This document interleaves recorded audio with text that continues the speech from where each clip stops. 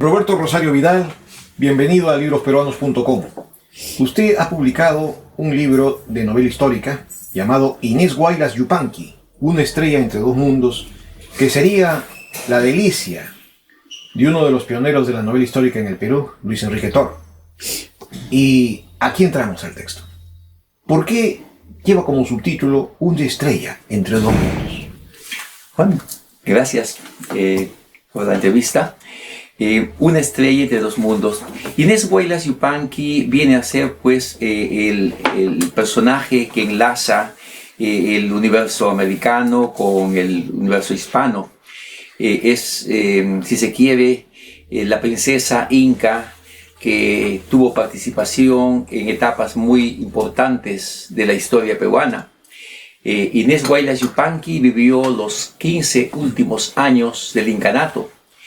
Ella es hija del Inca Huayna Cápac y de una cacique de la provincia de Huaylas, del departamento de Ancash. Ella fue educada en la Quillaguasi del Cusco y a sus 15 años de edad se incorpora si se quiere, al lugar donde se encontraba el Inca Atahualpa, en Cajamarca. Circunstancialmente participa de la captura, ¿no?, y prisión de Atahualpa, y luego va a ser vinculada con el conquistador del Perú, Francisco Pizarro, con quien se va a casar a la usanza inca y va a tener 2 hijos con él. Entonces estamos hablando de un personaje histórico que vive, como decíamos, los 15 últimos años del incanato, los 5 primeros años de la conquista y luego, posteriormente, los 30 años de la resistencia, porque ella fallece el año 1575, 3 años después de la muerte de su sobrino, Túpac Amaru I. Claro. Hablar de Inés Guaylas Yupanqui es hacer un recorrido histórico, pues, de una etapa crucial de la historia peruana. Haciendo una digresión, esta obra suya, el año pasado ha sido muy bien acogida en Madrid, en el Instituto Cervantes. Así es. Con un auditorio masivo. ¿Brevemente puede describirnos esta recepción? Bueno, encantado, sí. Es una historia interesante porque el libro se publicó en España, en una editorial española, y ya se había presentado en el Perú, acá en la Feria del Libro, en la Municipalidad de Lima, e inclusive en el departamento de Ancash, que es la tierra de nuestro personaje. Cuando decidimos hacer la presentación en España, gracias al apoyo del agregado cultural de aquel entonces, el escritor Eduardo González Viaña, que tuvo la gentileza de gestionar el auditorio principal del Instituto Cervantes, que, como ustedes comprenderán, es la institución cultural de habla hispánica más importante, no solamente de España, yo creo que del mundo. Y bueno, se hizo la presentación allá con la presencia del embajador del Perú, el agregado cultural, y una notable escritora española, quien era autora también de una novela sobre el Inca Garcilaso de la Vega. Sí, tuve la suerte de contar con una asistencia muy importante de público, tanto español como pude apreciar después varios peruanos y latinoamericanos. Fue una presentación excelente, muy hermosa, que se transmitió en vivo y se puede encontrar en los anales del Instituto Cervantes, la conferencia completa. Esto me permitió que se dé a conocer la existencia del libro en algunos países de Europa, y comenzaron a adquirir el libro a través de Amazon. Y fue así como comenzaron a llegarme invitaciones, ¿no?, de Bélgica, de Francia, y a través de una amiga, Patricia Colchado, de Alemania. Entonces, aprovechando esa presencia en Europa, pude visitar estos países donde dimos a conocer el nacimiento de esta obra. Y algo muy simpático fue que meses antes mandé confeccionar el atuendo de la princesa inca Inés Guaylas Yupanqui con artesanos del Callejón de Guaylas. Ese atuendo lo llevé a España y una sobrina del embajador vistió este traje típico y lució durante la presentación. Luego llevé el vestuario a Alemania, que también la poeta peruana Patricia Colchado tuvo la gentileza de vestir en una presentación que hicimos en un lugar de España, de Alemania. Así es. ¿Y dónde ha quedado dicha indumentaria? En España. Retornando, bueno, no, cuando estaba en Bélgica, visitando la ciudad, ¿no? Recibí una llamada telefónica de una periodista y dramaturga peruana que me hizo una entrevista, y yo estaba en ese momento en el centro de una casona del siglo pues, XIII, hermosa, que había sido un teatro en Bruselas. Y bueno, comenzó la entrevista, bastante amplia, y luego ella me dijo si se podía llevar al teatro esta obra. Yo le dije, por supuesto, encantado. Y me dijo, ¿y el vestuario lo tienes? Sí, realmente el vestuario pesaba y llenaba la mitad de mi maleta. Y con ella me puse de acuerdo para, retornando a Madrid, entregarle el vestuario con el compromiso de que ella lo iba a presentar la obra. Bueno, sí, tuvimos la oportunidad de conocernos allá, nos hemos visto hace unos meses acá. Ya hay un libreto, más o menos en 3 actos de esta novela que ha sido trabajada por otra dramaturga, y se piensa presentar en Lima y en el Cusco el próximo año. El vestuario lo tiene esta amiga Maribel. Sí. Seguramente va a ser todo un acontecimiento. Sí. ¿De dónde tomó el diseño del vestuario? Este vestuario es típico de esa época. A ver, en la Catedral del Cusco, ¿no? Existe fotografía, ¿no? Dibujos, pinturas, ¿no? De la escuela cusqueña, donde representan personajes del siglo XV, del siglo XVI. Esta es una ilustración de un personaje, el vestuario típico de las personas de esa época. Y yo encargué a un artista cusqueño que se dedicaba a reproducir escenas de la escuela cusqueña, y él tuvo la gentileza de elaborar esta pintura, que yo la tengo en mi casa. Es una pintura única, ¿no? Tomando ese modelo de vestidos de la época, que es muy distinto al vestuario que yo mandé a confeccionar en Caraz, que es un poco una mixtura de lo que eran los trajes del siglo XVI con los trajes típicos del departamento de Ancash de siglos pasados. Y eso es lo que ha quedado en España. Es lo que está en España. Luego en la entrevista puedo mostrarle las fotografías que tengo en el celular. Sí, porque hay diseños geométricos muy interesantes que para muchos especialistas tienen un significado específico. Sí. Bien, ahora volvamos al contenido de la obra. Usted ha dividido la novela histórica en 4 partes. La primera, Infancia en Juventud, 1515-1532. ¿Cuáles son los acontecimientos más relevantes de esta etapa? En primer lugar, el nacimiento. El Inca Huayna Cápac, en su avance hacia el norte, ¿no? Va desarrollando, si se quiere, acciones bélicas en diversos lugares, ¿no? Ya conquistó a los huancas, a los tarmas, se enfrenta a los huaylas.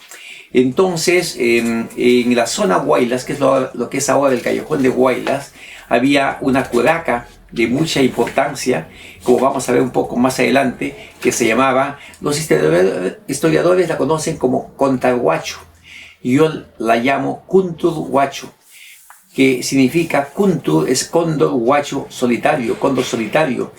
Ella ofrece resistencia a Huayna Cápac, pero Huayna Cápac tenía un poderoso ejército de más de 200.000 hombres. Las fuerzas de Kunturhuacho no llegaban ni a 5.000 ni a 10.000 hombres. Pero la estrategia del Inca era pues conquistar los lugares por el amor o por la guerra. En este caso, él envía a sus emisarios y logra un pacto, si se quiere, un pacto de amor que hace posible una unión entre el joven Huayna Cápac y esta princesa natural de los Huaylas, que no es inca, ¿no? Esa cacique con la que tienen una hija. Y un año después nace su hija, a quien llaman, ahorita se fue, nace su hija y por costumbre de la época los hijos del Inca van a ser enviados al Cusco, si son mujeres, a la Quiahuasi, ¿no? El caso de ella, donde va a educarse, ¿no? Para recibir la cultura del incanato. Una educación que comprende, en primer lugar, el aprendizaje del quechua. En la novela, otro personaje que habla con ella le dice, pero ¿cómo te van a enseñar el quechua si acá también hablamos quechua? Le dice, no, el quechua del Cusco es un quechua distinto, y con esto va aparejada también el resto de la cultura, ¿no?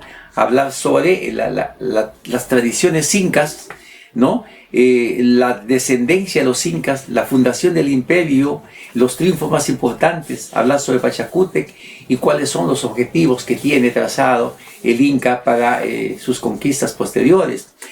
Aprenden pues a hacer la chicha, que es el licor sagrado, si se quiere. También aprenden cosas artesanales como tejer, bordar, ¿no? Pero principalmente estas mujeres que se educan en la Quiahuasi van a llevar la cultura del incanato.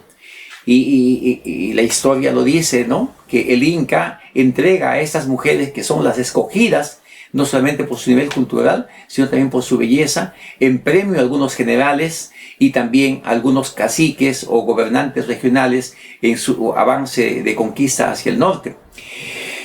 Y bueno, a los 15 años de edad, estas princesas deben decidir si se quedan en el Quiahuasi o se incorporan, ¿no? Se ponen a disposición, si se quiere, del Inca.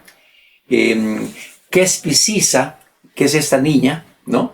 Quespicisa significa flor radiante, que es la hija de Huayna Cápac y de Conturhuacho, decide ir y ponerse, si se quiere, a disposición del Inca, que es Atahualpa.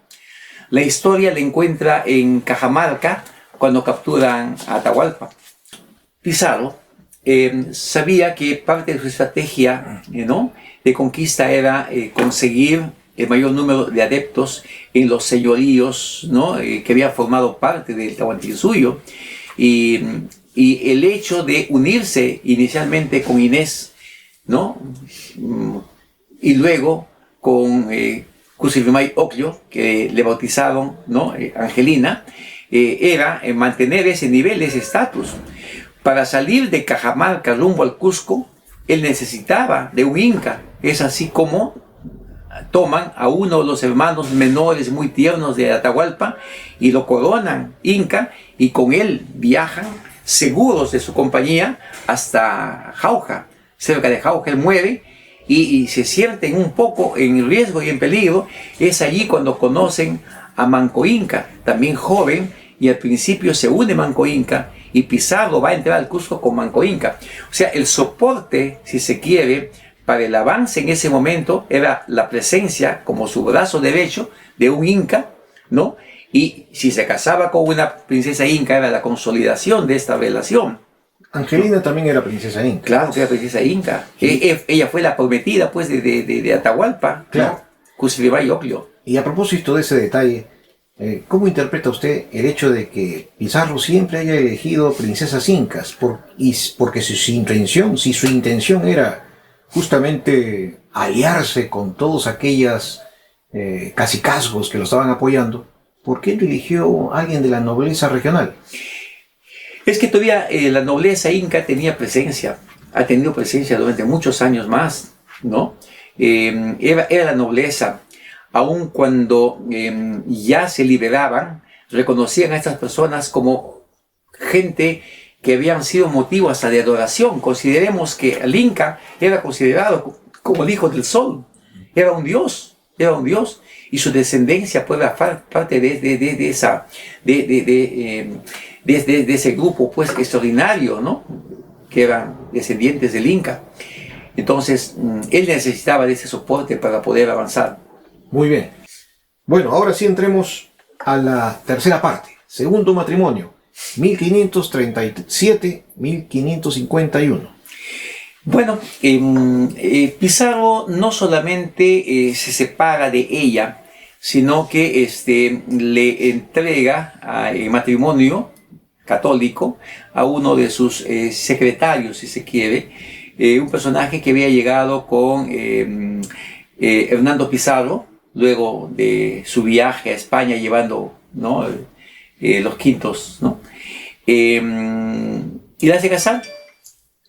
Con él va a tener otros hijos y una vida no muy adecuada. ¿A qué se refiere con no adecuada? Esa persona no tuvo con ella la consideración suficiente y más aún se siente, y bueno, hablo con la novela, que no aceptaba, no reconocía el valor que esta mujer tenía, ¿no? Hasta tenía celos de su primer compromiso con Francisco Pizarro. O sea, no era una cuestión racista. También hay un maltrato racista y un desconocimiento profundo de lo que era la idiosincrasia tanto de las mujeres como de los hombres de aquella época. Eso fue muy infeliz en este segundo matrimonio. Fue infeliz en ese segundo matrimonio, tanto así que inclusive la denuncia ante los tribunales por practicar la brujería. Ella, afectada por esos maltratos, recurre a unos curanderos, ¿no? Que le proporcionan ciertas hierbas para tranquilizarlo porque la agredía constantemente y en algún momento recurrió a su ex cuñada Inés Muñoz, ¿no? Que la auxilia, ¿no? Ante tanto maltrato de este personaje. ¿Y tiene efecto su objetivo? La lleva a los tribunales y gracias al apoyo de Inés Muñoz sale librada de esto, ¿no? Pero bueno, es cuando en esta parte de la novela ella ingresa, ¿no? A aceptar y reconocer la necesidad de liberarse, si se quiere, de los españoles. Son los 30 años de la resistencia que inicia su hermano de padre, Manco Inca, y que va a continuarse luego de la muerte de Manco Inca por los hijos de ¿no? Sayri Tupac y finalmente Tupac Amaru I. Tupac Amaru I muere el año 1572, mandado asesinar por el virrey Toledo, y ella muere el año 1975. 3 años después. Claro, pero usted consigna en el segundo matrimonio una fecha de término, 1551, ¿verdad? ¿Por qué le pone esa fecha de término al segundo matrimonio? 1537, 1551. Bueno, es la muerte del esposo, ¿no? Pero ella sigue, ya después liberada, continuando pues su vida. Sí, pero hereda los bienes del esposo. Tiene hijos con el segundo esposo. Ya. ¿No? Ya sus hijas del primer esposo han viajado a España, su hija, la hija única que es doña Francisca, ha viajado a España luego de la muerte de Francisco Pizarro, junto con los hermanos, ¿no? Porque también tuvo 2 hijos. Del primer matrimonio. Una hija del primer matrimonio y 2 hijos del segundo matrimonio. Los 3 viajan a España. ¿Y continuó una vida de viuda? Sí, hasta su muerte en 1575. Al aludir usted en la sublevación incaica, ¿se refiere a una cierta simpatía con la causa incaica? En la novela yo la muestro solidaria con esa causa de la resistencia, liderada por su hermano y la descendencia de su hermano. ¿Cuáles son los hechos gravitantes que lo inclinaron hacia esa opinión? Hay una etapa en la que se habla y se piensa de que están resucitando, ¿no? Los incas, que se están uniendo los restos sepultados de sus antepasados y que ellos van a volver y van a reconstruir el Tahuantinsuyo. Una etapa de rebelión en todo el territorio, si se quiere, lo que podría ser Perú y la zona no colindante con Argentina y Bolivia, tanto así que precipita acciones de los virreyes y los sacerdotes para erradicar las creencias, ¿no?, religiosas y tradiciones de aquel entonces. Es cuando nace la extirpación de Beatriz, ¿no? Y tenemos personajes que, bueno, muy conocidos, que eran sacerdotes todos ellos, que se dedicaban a investigar dónde había un monolito, dónde había una huaca, dónde habían lugares o adoratorios. Entonces ellos destruían esto y trataban de poner la imagen de un santo o una cruz, iban bautizando los lugares, sustituyendo los escenarios de adoración prehispánica, ¿no?, por imágenes de la Iglesia Católica. Y se van cambiando inclusive celebraciones, ¿no? con fecha, por ejemplo, el 24 de junio ponen a San Juan, ponen en determinadas épocas, determinados santos, personajes como Santiago, por ejemplo, el apóstol Santiago, que es un personaje que vamos a encontrar en las iglesias de casi todo el Perú, Ecuador, Bolivia, cuando el apóstol Santiago pues es un personaje bélico, ¿no? Que lo tienen como símbolo en España cuando comienza la lucha contra los moros, y en el Perú ya no se llama matamoros, sino se llama mataindios. Y en la Catedral del Cusco hay una imagen del apóstol Santiago con su espada sobre un caballo y un indio, ¿no? Pidiendo clemencia. Imagen semejante a la que se encuentra en España, ¿no? Con Santiago y los que no eran creyentes del cristianismo. Bueno, gracias a este periodo histórico nefasto tenemos la obra pues que ha trascendido a través de los tiempos, ¿no? De Francisco de Ávila, ¿no? Esas tradiciones incas que luego recopila pues José María Vigueras y otros antropólogos, de ¿no? Guarochirí, ¿eh? Hipólito Galante, claro, dioses y hombres de Guarochirí, ¿no? Y otros estudiosos. Pero son justamente relatos sobre los escenarios de adoración del incanato que habían sido destruidos por ellos. Historias sobre personajes de aquella época, ¿no? Que ellos mencionan, ¿no? Y que deben ser destruidos y sustituidos por personajes y imágenes de la nueva cultura. Antes de ir al último capítulo, ¿usted cree que este matamoros, mataindios transformado persiste en la mentalidad criolla de la clase dominante del Perú actual? Todavía, bueno, no podemos negar que en el Perú existe un racismo muy, muy arraigado, ¿no? Estamos viviendo en esos momentos la política, las consecuencias de este racismo, sumado, por supuesto, a la incapacidad política de los gobernantes, ¿no? Que inicialmente se presentan enarbolando las banderas del pueblo. Hay una discriminación muy, muy fuerte. Y si hablamos de cultura, hay élites, ¿no? Que controlan y que tienen a su cargo pues, la consolidación de estas imágenes y figuras que representan no solamente a un grupo cultural, sino a una élite social y racial determinada. Nos está diciendo entonces que nuestra élite hasta el día de hoy es heredera del espíritu racista y clasista de la colonia. Se puede decir que sí. Muy bien, ahora sí entremos a la última parte, que se llama Después de tu partida, 1551-1575.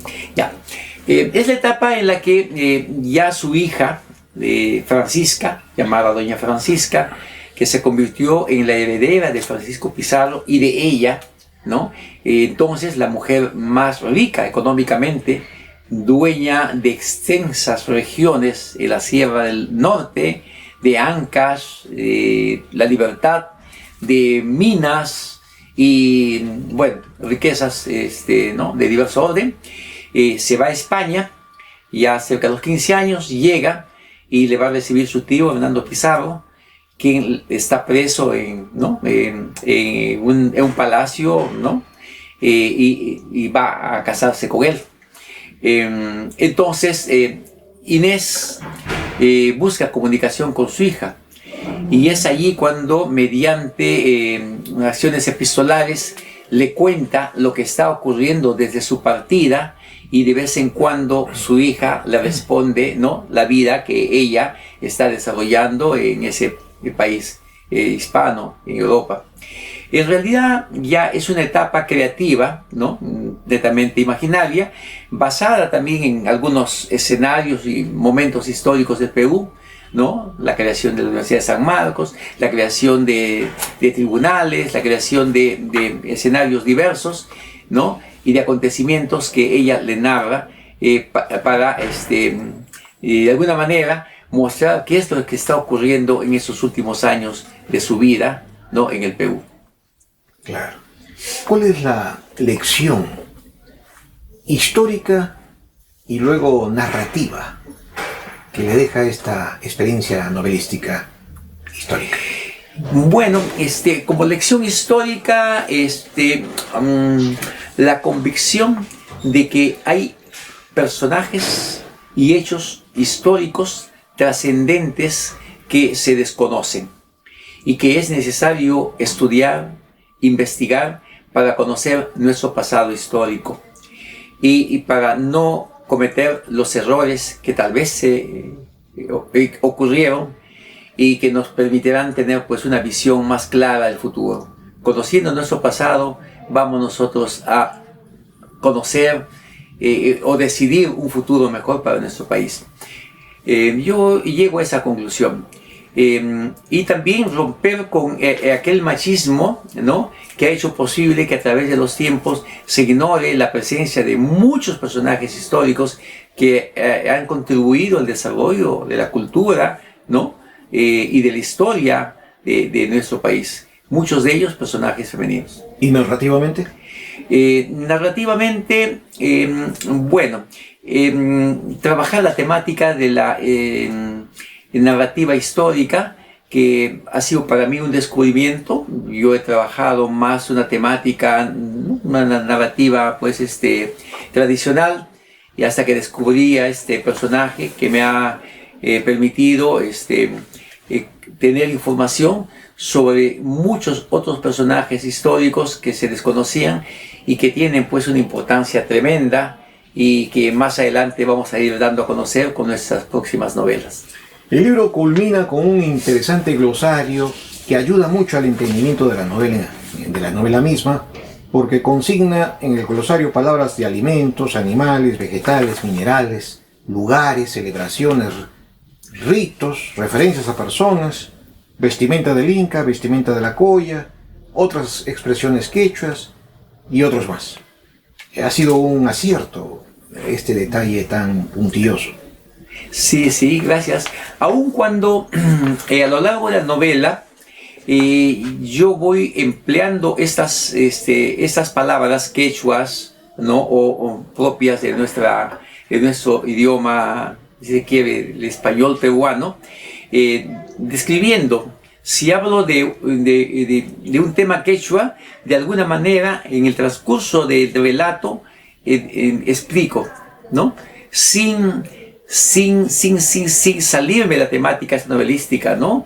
Por ejemplo, ¿qué es pisisa, ¿no?, que significa flor radiante, ¿no? Ya uno tiene la referencia en esta parte final, pero en el transcurso de la novela he explicado. Hay otro tema que es interesante. He tratado de investigar sobre el significado de los nombres de nuestros personajes. Casi todos los personajes históricos tienen un nombre que significa algo. El incanato, cada nombre significaba algo, ¿no? Vemos en Quespisisa, flor radiante, vemos si nosotros hacemos una referencia de Kusilvimay Ocllo, por ejemplo, ¿no?, que es Kusilvimay, una persona habladora, comunicativa, ¿no?, y Ocllo, que es un personaje de alcurnia. Cuando vemos descripción de determinados paisajes, todo tiene un significado. Cunturhuacho, no sé, bueno, Quespisisa, los historiadores le llaman Quispesisa, y Quispe es el apellido, pues dice, con el mayor número de habitantes en el Perú, pero Quispe no significa nada. En cambio, Quespi sí, y Quespis, Q es Quespi, Sisa es flor, Quespi es radiante, ¿no? Y entonces el apellido es Quispe, ¿no?, de todas aquellas personas que se llaman Quispe, ¿no? Claro. ¿Usted es quechohablante? No hablo, pero sí tengo pues he vivido muchos años en Asia, no logré aprender a hablar quechua. Entiendo. Pero sí entiendo perfectamente el quechua de Ancash y de Ayacucho. Usted ha obtenido diversos premios, entre ellos el Premio de Poesía Ciudad de Lima en el 84, Premio Nacional de Literatura Infantil en el 85, Premio CETUC de la Católica, esto es en el año 86, y la última, el Premio de Novela Corta Julio Ramón Ribeiro del 2020. Sí. Y como novelista afiatado, En el interín nos iba contando que esta novela es el punto de partida para otra saga histórica. Así es. ¿Qué nos espera? Bueno, sí. Pienso publicar 3 libros que van a ser la colección de las princesas incas, ¿no? La primera es esta, Inés Guaylas Yupanqui, Una estrella entre dos mundos. La segunda es 1600, Beatriz Clara Coya. Y la próxima todavía no tiene título, pero refiere, ¿no?, la historia de Kusirimay Okllo a Angelina, la segunda esposa de Pizarro. Prácticamente una trilogía. Una trilogía sobre princesas incas. Que no exceptúa que pueda transformarse en una tetralogía. Tal vez, todavía no he pensado, pero en la medida en que uno va investigando sobre un personaje, encuentra a otros personajes. Roberto Rosario Vidal, ha sido un honor y un placer entrevistarlo por esta importante novela histórica. Lo esperamos en la próxima. Muchísimas gracias. Igualmente ha sido un placer conocerte y compartir estos minutos, y agradecer a librosperuanos.com por permitirnos difundir esta obra de trascendencia histórica sobre Inés Guaylas Yupanqui, la princesa inca, madre de la primera mestiza del Perú, de Doña Francisca. Muchas gracias.